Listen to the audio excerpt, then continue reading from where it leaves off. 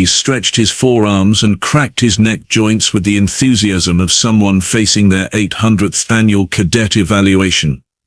Oh, the joy, the absolute, spine-tingling excitement of watching young beings march through the scanner like cattle heading to market.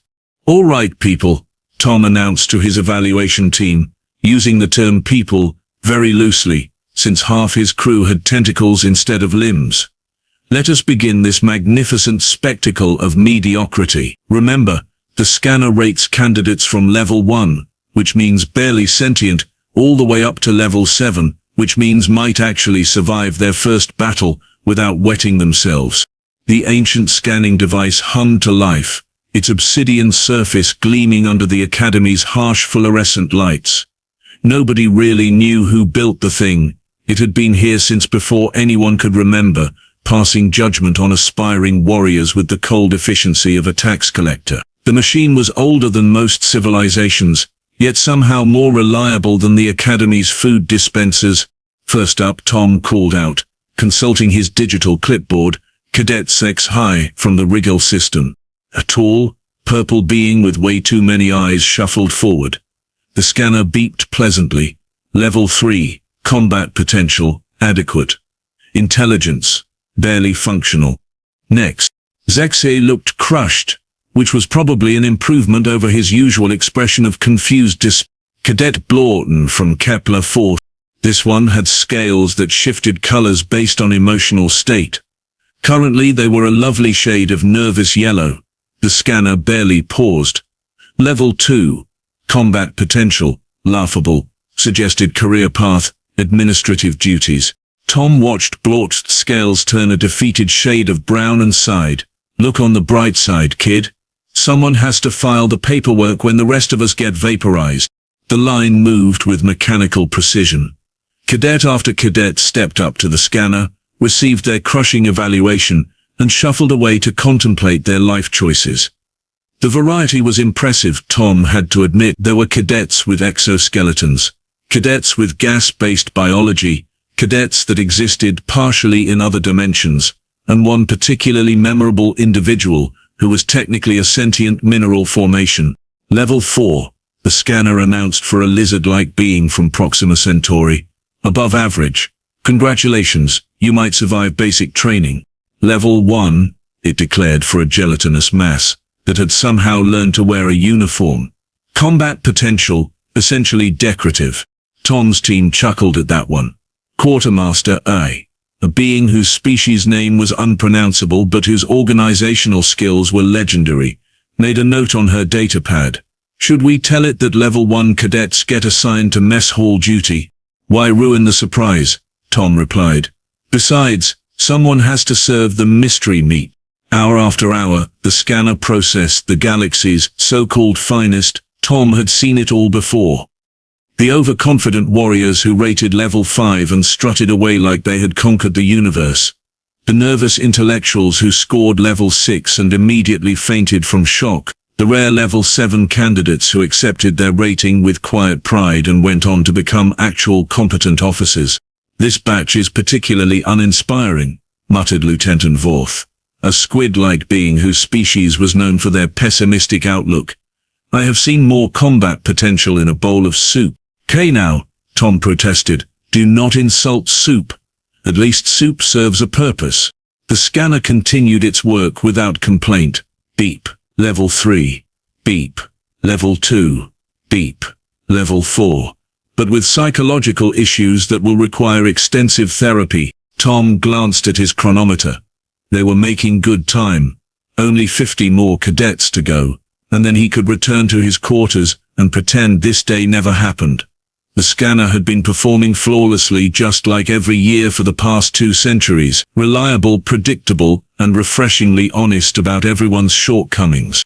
"Cadet Mortek from the Andromeda sector," Tom called out. Another routine scan, another mediocre rating, another disappointed young being joining the ranks of the cosmically average. "We are almost done, Quartermaster," A observed, checking her list. "Just the final group from the Outer Rim territories." Tom nodded absently. The Outer Rim cadets were usually the most entertaining, They came from worlds so remote that their idea of advanced technology was fire, but they often had a scrappy determination that the scanner seemed to appreciate. Last year, a cadet from a primitive agricultural world had scored a solid level 6, simply because she knew 37 different ways to kill someone with farming tools. "Bring in the final batch," Tom announced. "Let us finish this parade of adequacy, so we can all go home and question our life choices in private." The scanner hummed patiently, ready for its final task of the day. The final group shuffled in, and Tom Malley immediately knew this batch would be different, not because they looked particularly impressive, mind you. In fact, they looked disappointingly ordinary, bipedal, flesh-based, with that peculiar habit of showing their teeth when they were pleased. Humans, from that little backwater planet in the Sol system. Right then, Tom announced, "Let us process these. What do they call themselves again?" "Humans, sir, Quartermaster," I replied, consulting her notes. "From Earth. They recently achieved faster-than-light travel by accidentally blowing up their moon while trying to make it into a mining station." "Ah yes, the species that considers controlled explosions to be a form of engineering. Charming." Tom gestured to the first candidate. "You there, with the suspiciously confident smile, step forward." A young female human bounded up to the scanner with the kind of enthusiasm usually reserved for lottery winners or people who had never experienced true disappointment. She had short brown hair, bright eyes, and wore her cadet uniform like she actually believed it made her look official. "Amy Kowalski, reporting for evaluation, sir," she announced with a salute that was technically correct but somehow managed to look like she was swatting at invisible flies. "Wonderful. Just step into the scanner and try not to break anything. This machine is older than your entire solar system." Tom activated the device with practiced boredom. The scanner began its usual routine. Lights flickered across Amy's form, analyzing bone density, muscle composition, neural pathways, genetic markers, and about 17 other factors that Tom could not pronounce correctly. Everything proceeded normally for exactly 3.7 seconds. Then the machine started screaming. Not metaphorically screaming, actually screaming. A high-pitched wail that sounded like someone was torturing a quantum processor with a rusty spoon. Lights flashed in colors that violated several physics laws, and the scanner's display began cycling through readings so rapidly they appeared as a blur. "What in the name of the 7 dying suns is happening?" Tom shouted over the mechanical shrieking. Lieutenant Vorth was frantically pressing buttons with all 8 of his tentacles. "I do not know. The readings are this cannot be correct." Amy stood in the scanner, looking around with mild curiosity. "Is it supposed to sound like that? Because back home when our machines make that noise, it usually means something is about to explode." "Get away from the machine," Tom bellowed. "But I have not received my rating yet," Amy protested. Before Tom could respond, Admiral Vashi burst through the evaluation chamber doors. The Admiral was an imposing figure, even by galactic standards, standing 3 meters tall with natural armor plating and enough military decorations to stock a small museum. Vashi commanded respect simply by existing in the same space as lesser beings. "Commander Malley, what is that infernal noise?" "I was trying to enjoy my afternoon meditation, and suddenly it sounds like someone is murdering a hyperdrive in here." "Sir, we have a technical malfunction with the scanner. This human candidate seems to have broken it somehow." Admiral Vashi's 4 eyes focused on Amy, who waved cheerfully back. "Hello there. Nice armor. Very shiny." "The scanner is broken?" Vashi's voice carried the tone of someone who had just been told that gravity was optional. "Commander, this machine has functioned perfectly for over 2 centuries. It has processed millions of candidates without so much as a hiccup." "I know, sir, but..." General Krufnog chose that moment to arrive, drawn by the commotion. Where Admiral Vashi was imposing, General Krufnog was terrifying.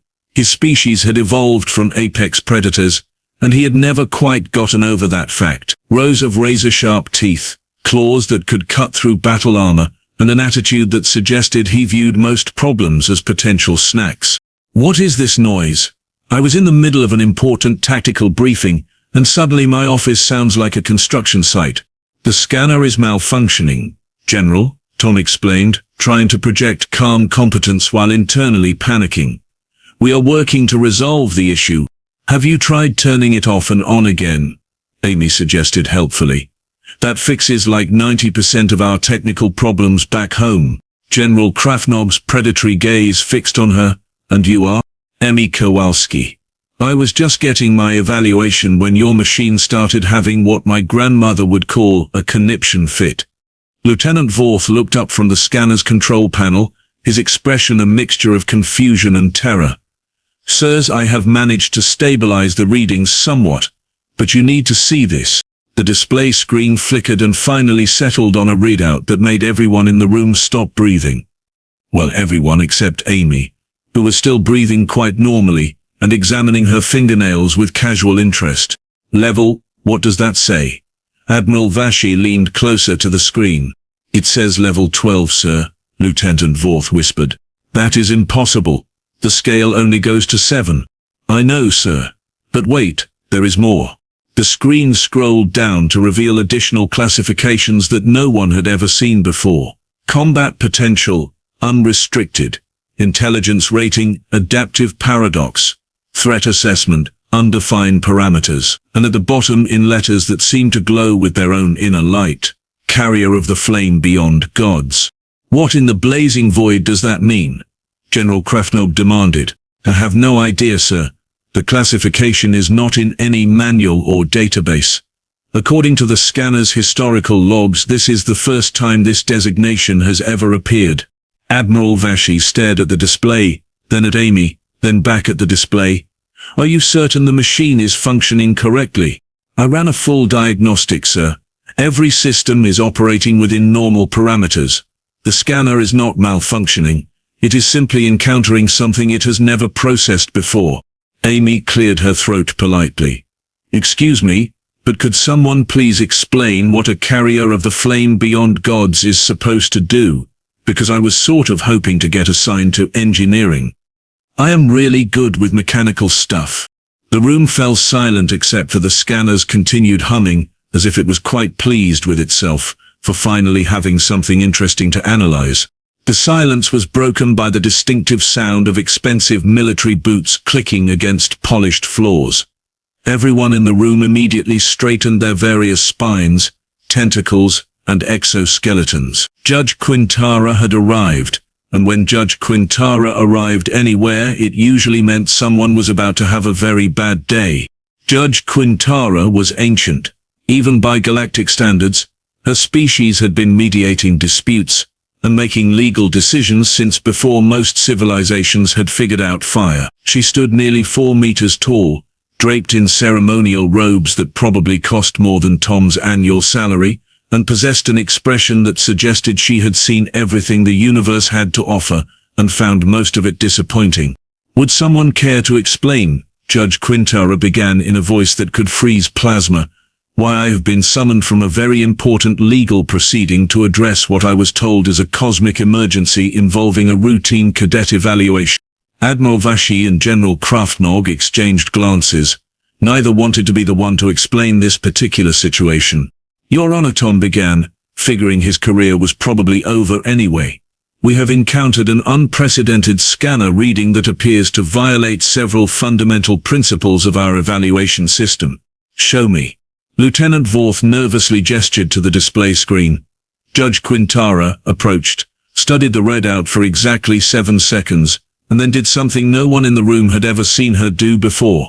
She took 3 steps backward. This cannot be accurate. Her voice carried the first hint of uncertainty anyone had ever heard from her. Run the scan again, immediately. Your Honor, we have run it 6 times. The results are identical, Lieutenant Vorth reported. Amy, who had been watching this exchange with the fascination of someone observing an interesting documentary, raised her hand. Excuse me, but what exactly is wrong with my evaluation? Because honestly, I was expecting maybe a level 4, so level 12 seems pretty good, even if your scale apparently stops at 7. Judge Quintara's ancient eyes focused on Amy, with the intensity of someone trying to solve a puzzle that might destroy the universe. Child, do you have any idea what that designation means? Not really. But back home, when something gets called beyond gods, it usually means it is either really awesome or really dangerous. Sometimes both. Both? Judge Quintara whispered. Oh, by the burning stars, it would be both. She activated her personal data device with trembling fingers, accessing archives that had not been consulted in millennia. The holographic display filled with ancient texts, symbols that predated most known languages, and warnings written in scripts so old they required archaeological software to translate. Here, she said, pointing to a passage that made everyone lean in despite their growing sense of dread. From the Codex of First Warnings, written by the precursor races before they disappeared, beware the carriers of the flame beyond gods, for they are chaos given form, innovation without limit, and the end of all certainties. They shall appear as innocuous beings, but within them burns a fire that can reshape reality itself. They are not evil, but they are change incarnate, and change cares not for the comfort of established order. General Krafnog's claws scraped nervously against his armor. That sounds like a threat assessment nightmare. It gets worse, Judge Quintara continued, scrolling. Here, from the Chronicles of the Vanished Ancients, we built our great machines to identify and catalogue all potential warriors across the galaxy, but we included this designation as a warning to future generations. Should the scanner ever register a carrier of the flame beyond gods, know that the age of predictability has ended. They do not conquer through strength or guile, but through the terrible power of making everything work differently than it should. Amy was nodding along thoughtfully. That actually sounds kind of like humans in general. We have this weird habit of taking perfectly functional systems and somehow making them do things they were never designed to do. My uncle once turned a washing machine into a cheesemaker. Nobody is sure how, including him. The color drained from every alien face in the room. Well, the color that could drain anyway. Lieutenant Vorth turned a sickly shade of green, while Admiral Vashi's natural blue complexion became more of a pale gray. Your Honor, Admiral Vashi managed. What do the archives recommend we do with such an individual? Judge Quintara continued reading, her expression growing more alarmed with each passage. The text suggests several approaches. Option 1, immediate containment, in a facility specifically designed to suppress reality-altering phenomena. That sounds reasonable, General Krafnog muttered. Option 2, exile to a dimension where their influence cannot affect normal spacetime. Even better. Option 3, accept that the universe has fundamentally changed and try to adapt accordingly. I do not like option 3, the General declared. Amy raised her hand again. Could I maybe see these ancient warnings? Because they sound fascinating. We have similar legends back home, except they usually involve someone accidentally creating sentient kitchen appliances or discovering that gravity is more of a suggestion than a law. Judge Quintara showed her the holographic display. Amy studied it with genuine interest, occasionally nodding as if the cosmic warnings made perfect sense. Oh, this is neat, Amy said cheerfully. It looks like whoever wrote this knew humans were coming eventually. See this symbol here? That is remarkably similar to the warning label we put on our experimental fusion reactors. Caution, may cause localized reality fluctuations. We had to add that after the incident with the tomatoes. What incident with the tomatoes? Tom asked, despite his better judgment. We were trying to grow vegetables in space but accidentally created tomatoes that existed in 17 dimensions simultaneously. They tasted fine, but they kept falling through the floor and occasionally achieved sentience. We still have not figured out how to reverse the effect. The room erupted in panicked whispers. Admiral Vashi was frantically consulting his military protocols manual. General Krafnog was calculating the distance to the nearest escape pod.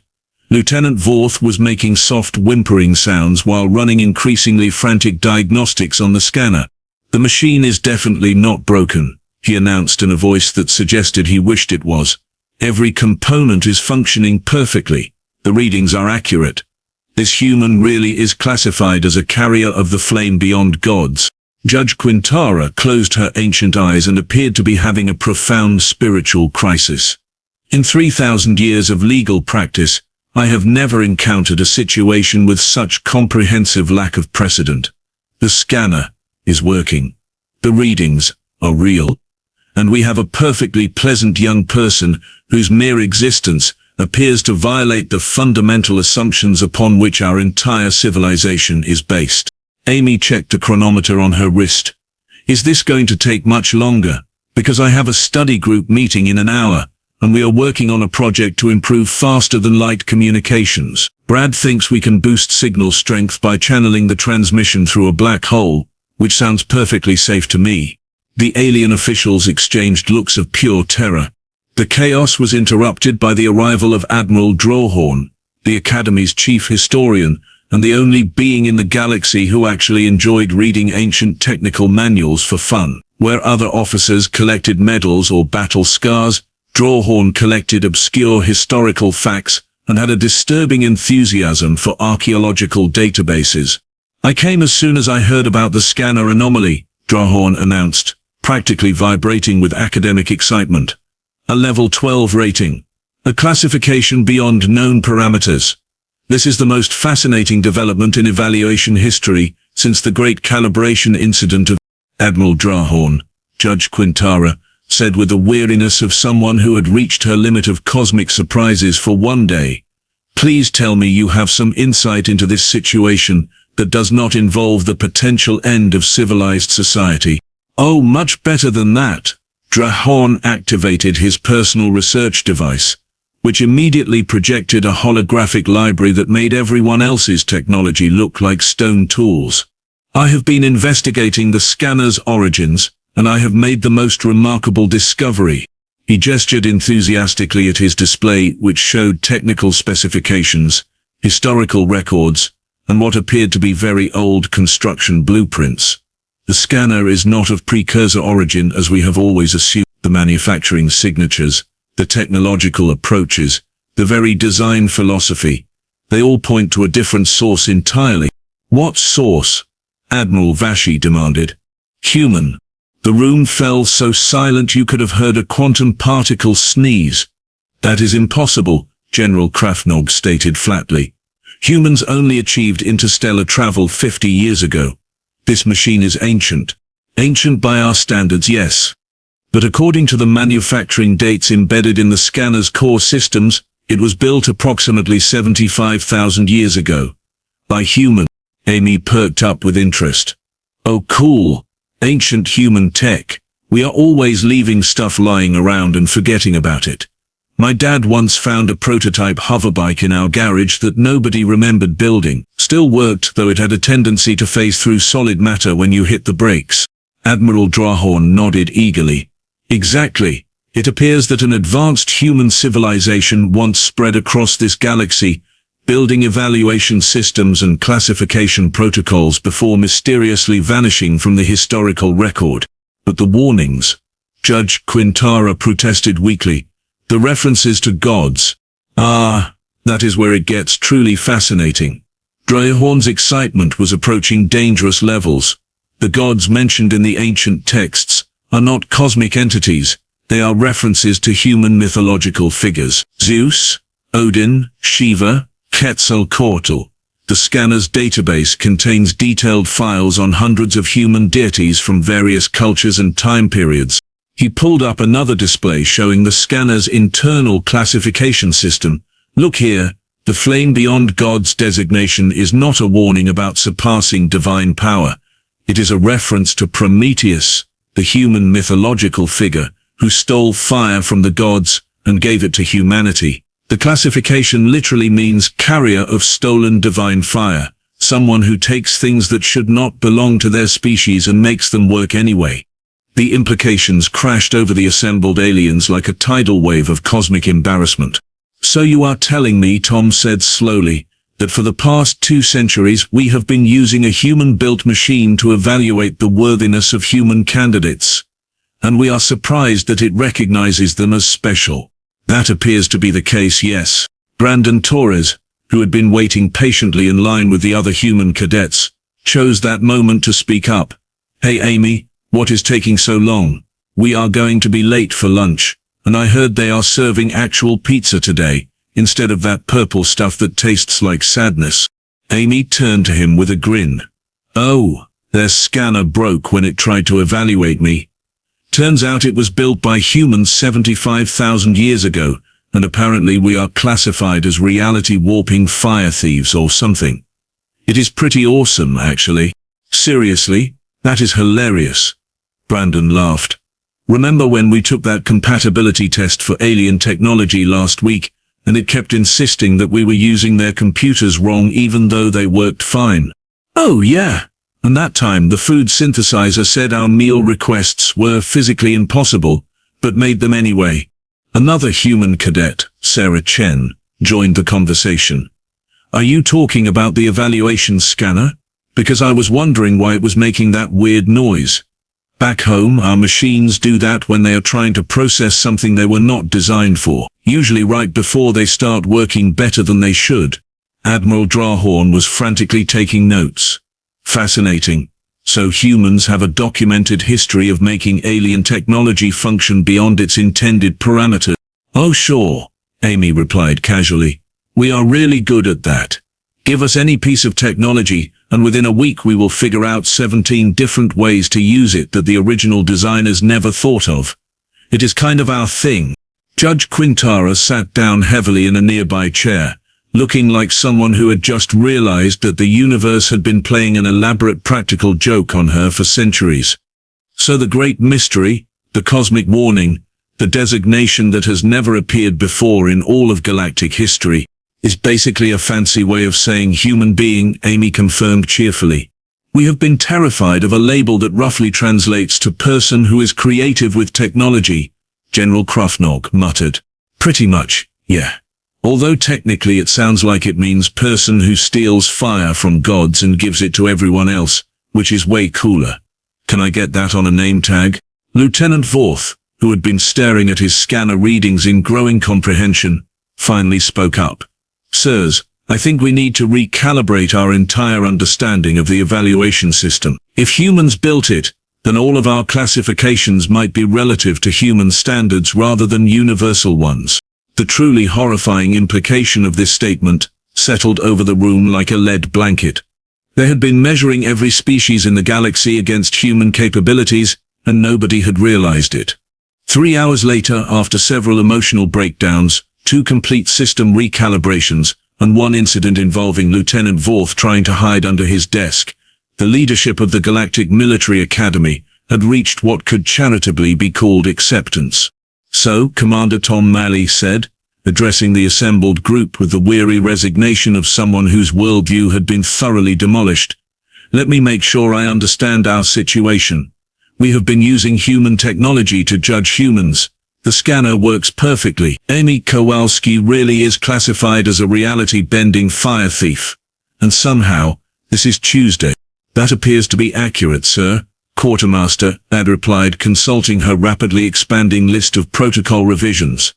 I have been working on new evaluation procedures, but I keep running into practical problems, such as, well, how do we create human-proof systems, when humans apparently specialize in making systems work in ways they were never designed to work?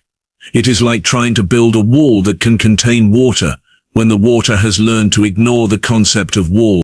Judge Quintara, who had spent the last hours staring at ancient legal texts and questioning her life choices, looked up from her research. I have reviewed the relevant precedents, and I am forced to conclude that we have no precedents. This situation is legally, practically, and cosmically unprecedented. Amy raised her hand. So what does this mean for my military career? Because I really was hoping to get into engineering. Admiral Vashi, who had been suspiciously quiet during the revelations, stepped forward. Cadet Kowalski, given the unique circumstances of your evaluation, we are creating a new position specifically for you.